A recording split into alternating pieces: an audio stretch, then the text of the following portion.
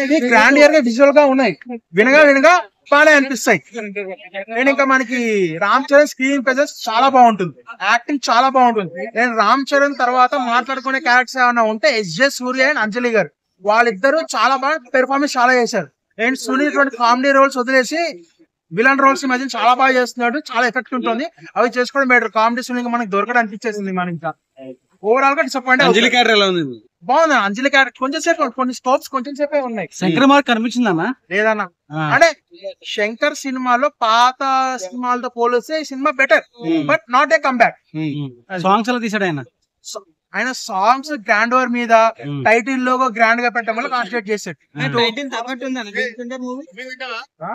Game change చేసింది, game over అయింది cinema. Appanna character చంపి నిరాశపరిచారు అంటున్నారు అన్న. నువ్వు ఒక్కొక్క క్యారెక్టర్ అయితే స్పాయిలర్లు ఇస్తున్నావు, నేను చెప్పను. స్పాయిలర్లు అయితే ఉన్న కొంత స్పాయిలర్ ఇవ్వకుండా ఉంటే కొంతైనా చూస్తారన్న యావరేజ్ ఉన్న మూవీని. స్పాయిలర్లు యావరేజ్ అన్న. మన మైండ్ గేమ్ చేంజ్ చేసింది అన్న, వెళ్ళిపోదామని. అంటే మీకేం మెసేజ్ మూవీ చాలా ఫ్లాట్ గా వెళ్ళిపోతుంది అన్న. అంటే ఒక రామ్ చరణ్ స్టార్ మంచి పొలిటికల్ డ్రామా తీసుకుని మూవీని చాలా ఫ్లాట్ గా తీసుకెళ్లిపోయారు. సో అక్కడ నాకు లిటిల్ బిట్ డిసప్పాయింట్మెంట్ వచ్చింది. అండ్ ఇంకోటి ఏంటంటే Ram Charan government officer look ఉంటుంది, స్క్రీన్ ప్రెజెన్స్ చాలా బాగుంటుంది, యాక్టింగ్ చాలా బాగా చేస్తాడు. పార్ట్ వల్ల కొన్ని పర్టికులర్ షార్ట్స్ చూసుకుంటే కనుక చాలా బాగుంటుంది అన్నట్టు అనిపిస్తుంది. అండ్ హీరోయిన్ మూవీకి అన్నెసరీగా పెట్టుకో, హీరోయిన్ వల్ల ఉంటుంది, బట్ కొంత తర్వాత అన్నెసరీ డిస్టర్బ్ చేస్తుంది. అన్నెసరీ అంటే ఫస్ట్ హాఫ్ లో వెళ్ళాలి అన్నట్టు తీసారు. అండ్ సాంగ్స్ మీద కాన్సన్ట్రేట్ చేశారు. విజువల్స్ పరంగా జరగండి బాగుంది.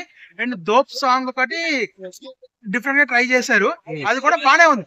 దోప్ కాన్సెప్ట్, లిరిక్స్ కూడా ఈ సోషల్ మీడియా వాటి గురించి అన్నట్టు బానే అనిపిస్తుంది. Message oriented.